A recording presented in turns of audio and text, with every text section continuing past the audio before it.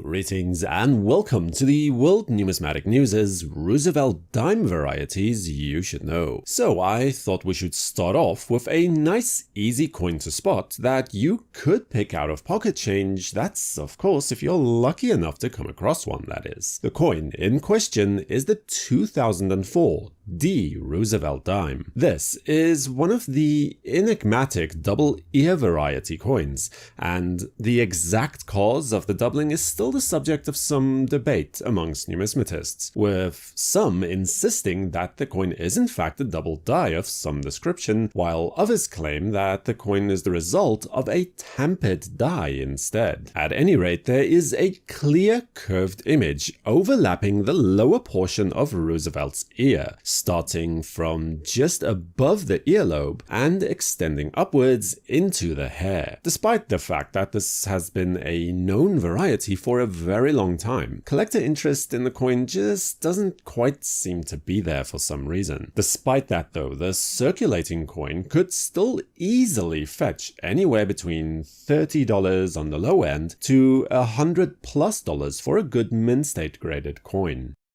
And so, from a relatively modern issue, we head back now all the way to the coin's first year of issue to examine a Repunched Mintmark variety from the 1946 D issue. A fairly straightforward variety coin in that the D Mintmark was repunched directly towards the north of the initial placement, and as such the D Mintmark has some nice doubling of sorts directly towards the south. Now, there are actually a large number of Repunched Mintmark varieties for this particular issue, so if you happen to come across one, be sure to check the exact placement of the Mintmark to see precisely which one of the literally few dozen varieties you might have. In terms of value for a coin like this, it can be expected to trade for anywhere between $50 and $150, again depending on the exact grade of the coin. And if we're talking about Roosevelt dime varieties, then there is one coin that stands head and shoulders above the rest and rules supremely as the undisputed king of the Roosevelt dime varieties. And that has to be the 1975 Proof No S variety. Now, the most important thing to point out is that this is in fact a proof-only variety and not a business strike or how should I put this, a pocket change coin. You see, proof coins are special coins made not for circulation, but rather especially for coin collectors, with the utmost care taken during the process when the coin is made. They typically have an almost mirror-like reflective appearance to them, and are issued in sets like these for each year that the coins are made, and in the US they are made exclusively at the San Francisco Mint. As such, they should all have an S mint mark on them. However, in 1975, a small number of coins were apparently struck without the customary mint mark, and managed to escape the mint before the mistake was spotted. Now, to date, only 2 such coins have been confirmed to exist, so if you have a 1975 proof set, I honestly think it's worth the effort to check if maybe your dime has a mint mark or not. Now, the auction record for this particular coin was set in 2019 when Heritage sold the Proof 68 graded example for $456,000. This is another 1975 proof dime variety that you could be looking for instead. This one definitely does have an S mint mark. In fact, it is noteworthy because it actually has 2 of them. That's right, we are dealing with a Repunched Mintmark variety. To best identify this variety coin, look at the top serif, where the repunching is the most obvious. From there, you should then also be able to notice notice evidence of the initial striking almost throughout the entire letter. An interesting anomaly is that due to the positioning of this second impression relative to the initial, there appears to be a diagonal line connecting the bottom serif to the center of the coin. Looking at the auction records, we find a PCGS graded coin from a 2016 Long Beach auction at a grade of Proof 69 Deep Cameo sold for $881.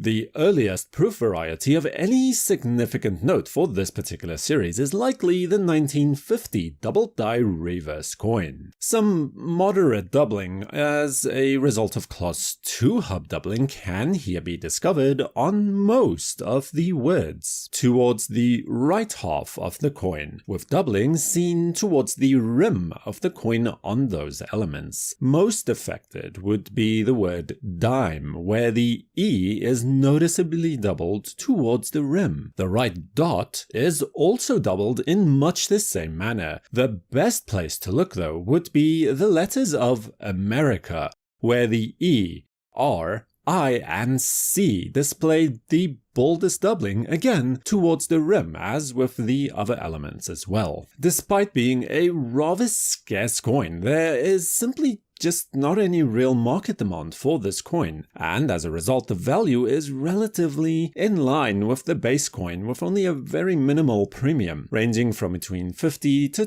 $200, depending on the exact grade of the coin.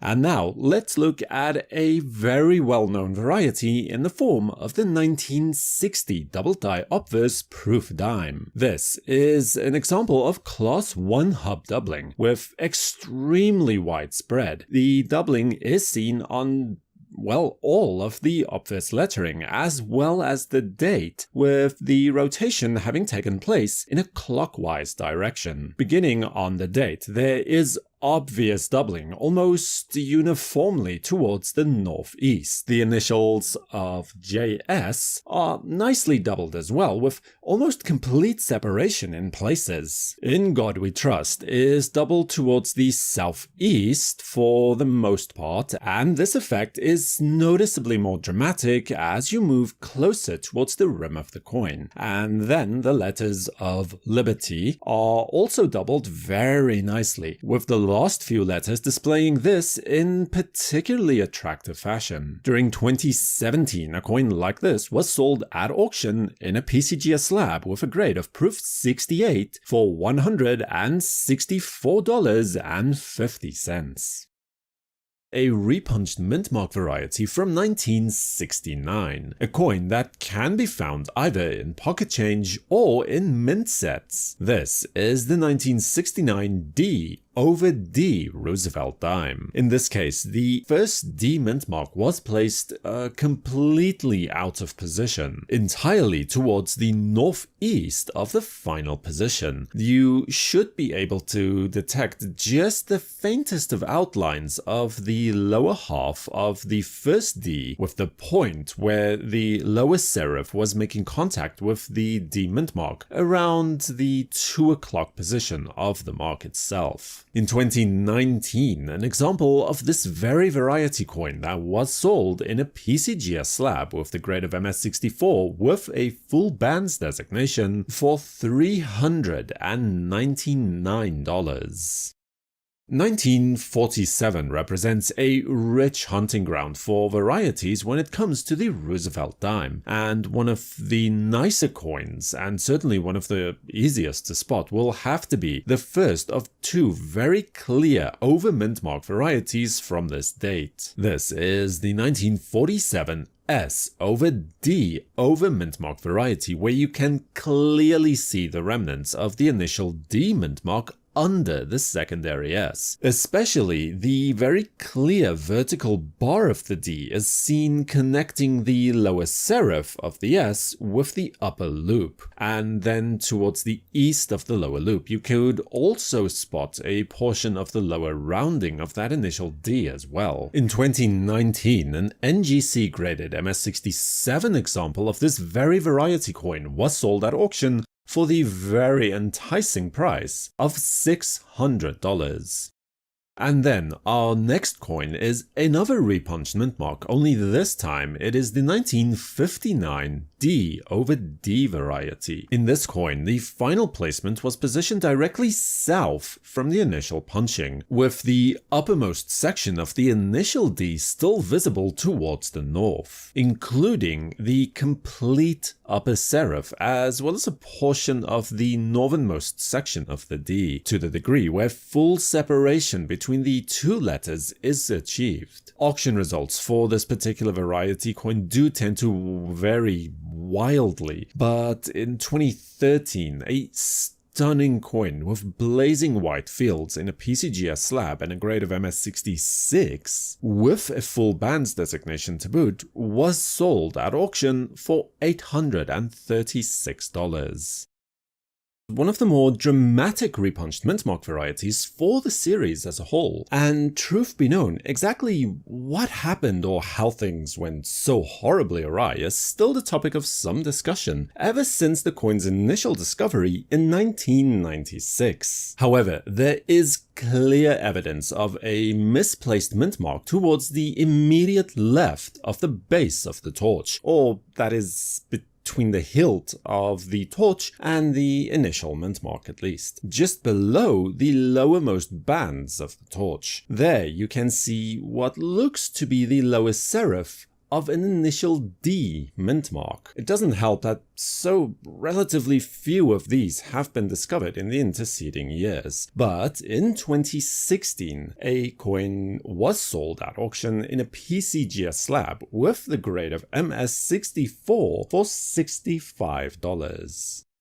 Then we turn our attention to a coin that is not exactly a traditional variety in the sense that you might be used to looking for, in that it is not a Repunched Mintmark or a Double Die variety, but rather the coin in question from 1954 has missing design elements to it. Specifically, the designer's initials of JS for John Sinnock that usually appear just below Roosevelt's bust towards the left of the date are not seen on this particular coin. The most reasonable explanation for this error would be that a badly worn out die, which was then polished in an effort to extend its working life at the San Francisco Mint, and in that particular process these details were then inadvertently removed from the die itself. This theory is also strongly supported by the weak details in the motto of "In God We Trust" and the